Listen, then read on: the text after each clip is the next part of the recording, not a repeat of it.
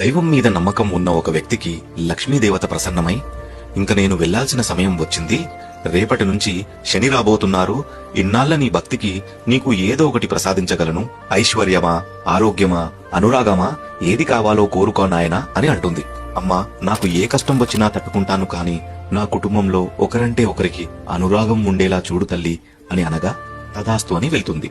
మరుసటి రోజు వంటలో అత్తగారు కోడలిని ఉప్పేయమని చెప్తే చిన్న కోడలు వెళ్లి ఉప్పు వేస్తుంది. పెద్ద కోడలు రుచి చూడకుండా తను కూడా ఉప్పు వేస్తుంది.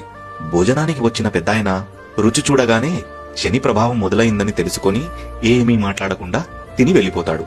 తర్వాత భోజనానికి వచ్చిన పెద్ద కొడుకు మొదటి ముద్ద పెట్టుకోగానే నాన్నగారు భోజనం చేశారా అని అడిగి చేశారు అని తెలుసుకొని తను కూడా ఏమీ మాట్లాడకుండా భోజనం చేసి వెళ్లిపోతాడు.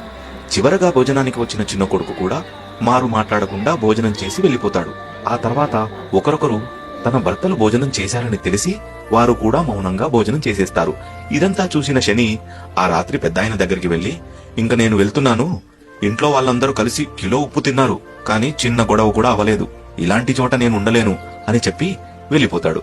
ఆ మరుసటి రోజే లక్ష్మీదేవి మళ్లీ ఇంట్లో అడుగు పెడుతుంది. నీతేంటంటే, ఏ కుటుంబంలో అయితే ప్రేమ, అనురాగం, అర్థం చేసుకునే గుణం ఉంటుందో వాళ్ళ ఇంట్లో ఎప్పుడూ అష్ట ఐశ్వర్యాలు వెలసిల్లుతూ ఉంటాయి. మరిన్ని మంచి కథల కోసం నన్ను ఫాలో చేయండి.